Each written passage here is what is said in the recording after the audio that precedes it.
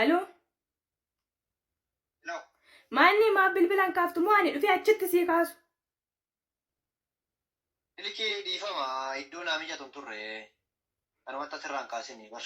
Amma dhimma ariifachiisa dhimma gammachiisa tokkoon sitti odeessu dhufe. Maali lubbuu dhimmi gammachiisan? Firii kana ergite moo? Maalni dhaggeeffadhu madaamiin koo ani kontiraata koo xumureera. Achuma madaamiin koo hin galtamoo hin dabalattanaan jennaan ani immoo si bira dhufeen si faana bashannanuun barbaada. Niitoorkii keessa manatti si hin hojjedhu siride sanas arguun barbaada. Maal jechuudha sin? Maalni Maal gotaa galta dabaladhu? Ganaa si afaan mallee ganaa dabalatta. Maal mul'iftee galtaa? Kadeemtee deengada maal mul'iftee galta? Maal gochuu galta? Hojjedhu dabaladhu. Wachiillee si ta'uu baate iddoo biraatti si akka jaramu dabalee hojjedhu ganaa hojjetta. Maal jechuu kee? Si kalee koo gurgura yoo si kenniyyuu ati hin gammaddamu. Yartuu dhiiraa qilleetaa.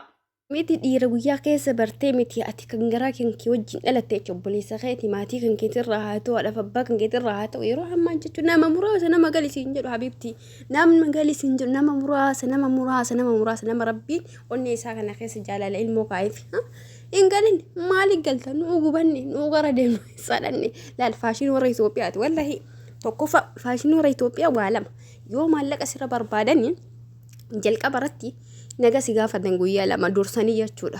Osoo maallaqa si hin gaafataniin duratti achi booda jireenyi Itoophiyaa kana si haasan maalii hagana galee kumtaalli hagana galee qamadii hagana galee garbuu akkana yaa'ii isaanii kana daanii kutanii si haasan. Hin deebi'a amma guyyaa lammataalle akkam dalagaa akkam jirtaa siin jedhan maal beeka waggaa tokko quba siin qabne waggaa lama quba siin qabne obboleessa kee haa ta'u achi booda maarree waa si dubbachuu barbaade garuu akkas hin qaanfadhe qotiyyoon tokkollee du'e lafee takkalee biqiluu didde mee waan rabbi si laaffisarraa sii deebisanaa erga hagam barbaadda.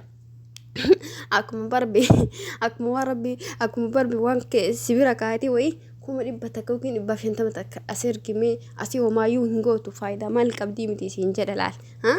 Achi booda kaate wajjin dhaladhee nama kana amma durallee dubbisee hin beeku bilbilaan inni quba hin qabu wayattee ergitaaf kaawwan qabaanallee liqeeffattee habibti.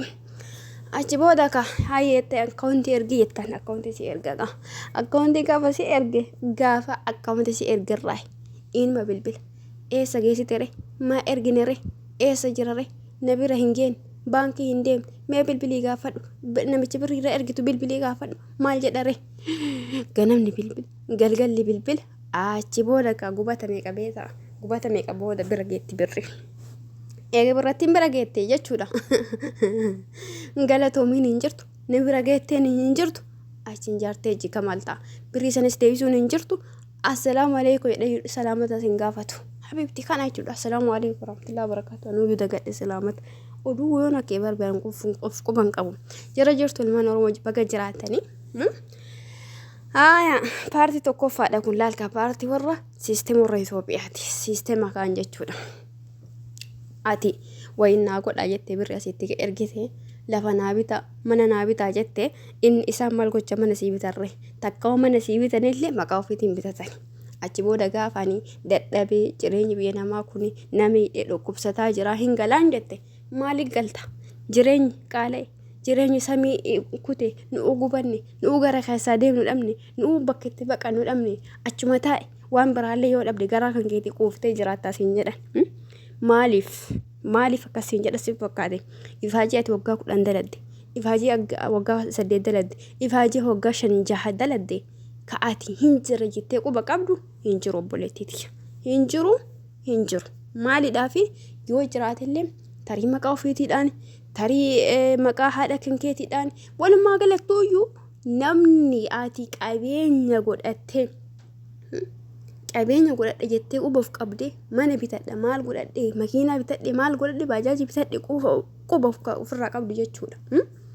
Yoo biyyarraa qaba jettee abdii godhattee laphee dhaattee deemaa jiraattu ta'e namni ati irra akkasiin dalagatte sun hin gale siin jedhu ka ta'e wanti ati dalagatte sun hin jiru ufamansiisi.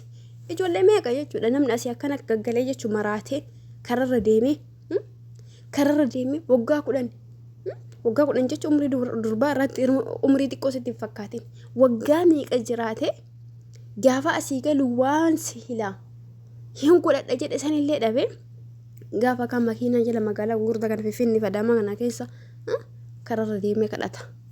Sanuuyyuu waan biyya Arabaati ittiin deebi'u dhabdee jechuudha. Osoo waan biyya Arabaati deebituun qabaatte hin deebiti. Tuun ammoo tarabbiin laaffisee waa harka qabattee galte waa akka warqii wayiitu yoo bitattee galtu taate qalbii qabeettiin isaa yoo gurgurtee biyya Arabaati deebiti. Kasan hin qabne kararra hafe. Kasan hin qabne kararra maraatee hafe. Achi booda maan nuun carree dubartii Arabaa fayyaan qabdu biyya Arabaati galte. Mataa isaanii sirrii hin jiru. Ka itti arrabsamu nu ka itti arrabsamu ka arrabsamu leenu ka itti arrabsamu maallaqa keenya jechuudha. Wannuma keenyadhaan nu arrabsan. Kanaaf ijoollee teen uf hin dagatina. Uffata isheen irraa guutu, tiimoo irraa guurtu, uummata keenya kanarra gamaa gamana guurtu wallahi faayidaa takkasiif hin qabu.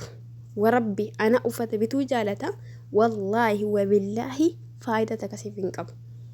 Dilan mee fakkeenyaadhaaf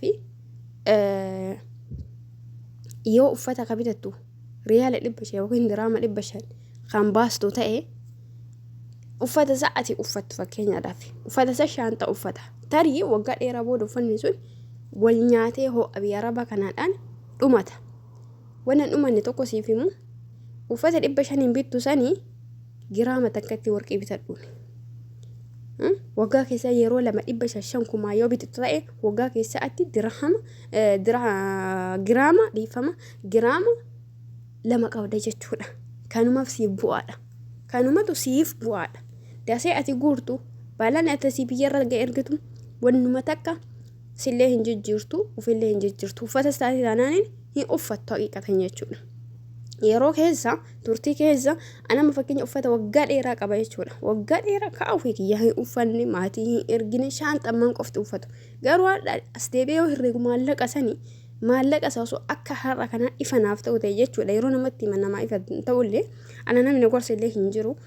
Walaakin garuu jechuudha akka ammaa kanaayyuu miidiyaan maanuu jiraate nama waa tokko irraa waa dhaguu ta'e birrattii silaa maallaqatti ani riyaalatti handasee fite san osoo warqiidhaan bitataa dhufe yoo tan ana haadha qabeenyaati hagaadha mana Arabaa hin ta'u.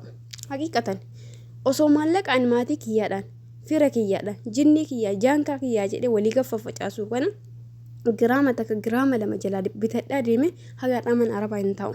Dhugaas hin jedha haga har'a mana Arabaa hin ta'u. Nama of danda'ee jiraatudha. Nama of danda'ee waan tokko banatee jireenya ofii jiraatudha. Kana hunda maaltu na godhee ammoo maaltu si taasiseeni tokkoffaani hubannoo dhabuudha. Nama si gorsu dhabuudha.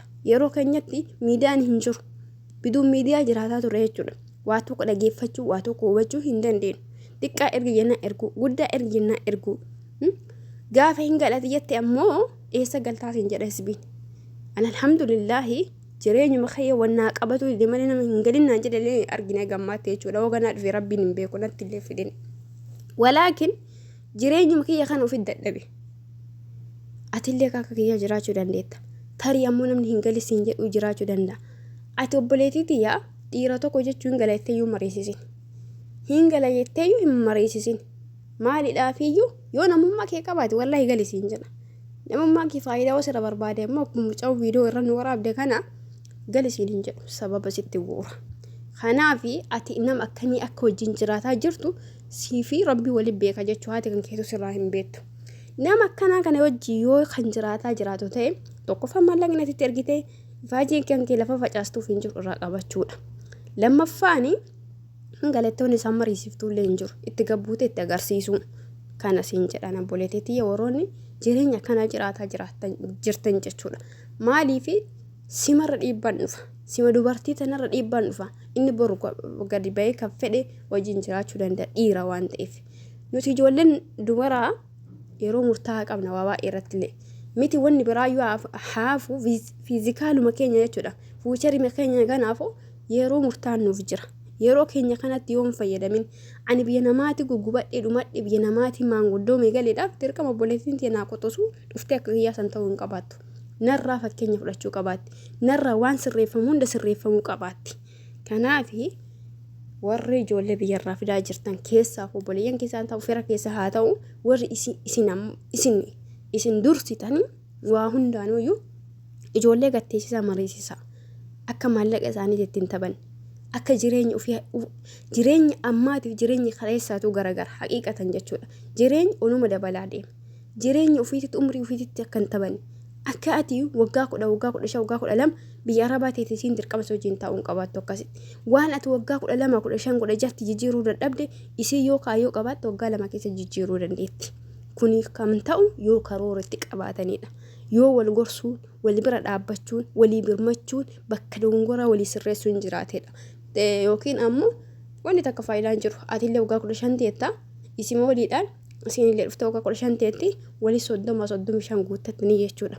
Umrii waggaa 35 ilmoo dubaraatitti isinummaa herreega. Kanaaf ijoollee teenya biyyarraa amma dhuftan marti keessanuyyuu dhugaa rabbi seeresii ta'a jiraadha. Miti maatiin gaafati biyya jirtullee inuma jiraata. Wanna takka inuma jiraata. Gaafati biyya jirtullee gaafati waan qabnellee si uyyuu danda'anii jiraata turanii barbe inuma jiraatan. Wanni maallaqaan keetiin jijjiiraman tokko hin jiru. Yoo atillee waan daladdeetti hin gammanne isaanillee waa itti ufillee hin jijjiiranne sillee hin jijjiiran gabaabumatti. Kisaaraa akkanaa yoo ta'e malee abadan birriin dafqi ati dafqitee asii ergitu abadan isaanii hin jijjiiru. Hin jijjiiraman tarii yeroo muraasadhaaf gammachuudhaan zayitiidhaan shunkurtiidhaan maaliin bunaan sukkaaraan guuttatanii jiraachuu danda'an. Walaakiin jijjiiruu hin danda'an. Manni ati kaleessaa biraa deemte isuma deebita. Wanna takka. Kana jechuun miidhaa kan qabu miidhaa kan irra ga'u sin dagatinii sin jedha obboleetiitiyya. Nagaan jiraadhaa yoo dongore dhiifama siniin jedha kun yaada kiyya akka dhuunfaa hungeetti.